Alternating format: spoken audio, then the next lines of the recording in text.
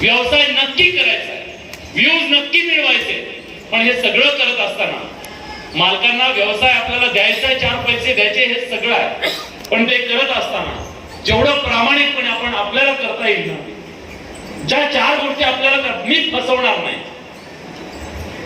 मी माझ्या प्रेक्षकांची फसवणूक करणार नाही, एवढं जरी आपण करू शकलो तरी मला वाटतं पुरेसं आहे.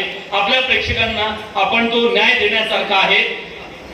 आणि या सगळ्यामध्ये जेव्हा आपण आपल्या माध्यम स्वातंत्र्याबद्दल बोलतो, आपण बोललं पाहिजे, पण त्याचबरोबर आपण आपल्या जबाबदारी आणि उत्तरदायित्वाबद्दल सुद्धा बोललं पाहिजे. आज आमच्यातली जर्नलिझमची सगळ्यात महत्वाची शोध पत्रकारिता संपली. शोध पत्रकारितेच्या नंतर आज आम्ही फक्त बाईट पत्रकारिता झालो. पत्रकार आमचे टीव्हीचे बाईट जर्नलिस्ट झाले. हा काय म्हणाला, त्याच्यावर तो काय म्हणाला, तो काय म्हणाला, रोज खिडक्यांचं भांडण सुरू आहे. बातमी कुठं आहे, सामान्य प्रेक्षकांना प्रश्न आहे. आम्ही धाडस केलं सर, वर्षभरापूर्वी आम्ही धाडस केलं. आम्ही असं ठरवलं, काय हे, हा एक म्हणतो, ते एक म्हणतो, आपण हे चालवायचं नाही, आपण नाही चालवायचं, आपण सामान्य माणसाचे प्रश्न चालू. आम्ही 2 नंबरवरून 5 नंबरवर गेलो. हे वास्तव. गडबड कुठं आहे याचा विचार प्रत्येकाला, पत्रकार, सामान्य माणूस, चिंतन करणारे समाजातले, ह्या सगळ्यांनी आज विचार करणं गरजेचं आहे की समाज म्हणून हा पत्रकारितेचा विषयच नाहीये. समाज म्हणून आपलं काहीतरी गणतंय का, आपलं काहीतरी हुकतंय का, आपली दिशा बदलतीये का, या सगळ्याचा विचार निश्चितपणे करणं गरजेचं आहे.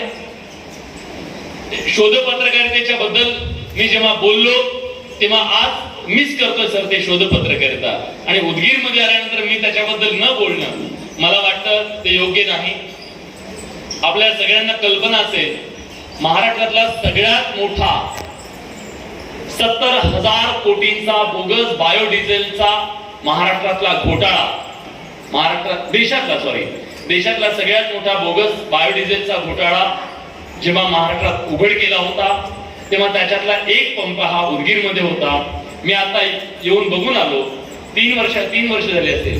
3 वर्षानंतर सुद्धा तो तसा धुळखा तिथे पडलेला आहे. पण त्यांची सुद्धा फसवणूक झाली. तिथे त्यांचे कोटी रुपये गेले.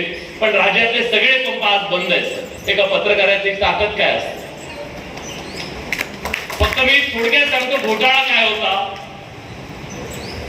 आपल्या इथे जे इंडस्ट्रियल एरिया असतो त्या इंडस्ट्रियल एरियामध्ये इंडस्ट्रियल ऑइल आणलं जातं. इंडस्ट्रियल ऑइल, हे इंडस्ट्रियल ऑइल म्हणजे काय असतं तर कमी प्रतीचं डिझेल असतं जे या मशिनरीमध्ये वापरलं जातं. आणि गल्फ कंट्रीज मध्ये हे कमी प्रतीचं डिझेल स्वस्तात विकलं जातं. आणि जे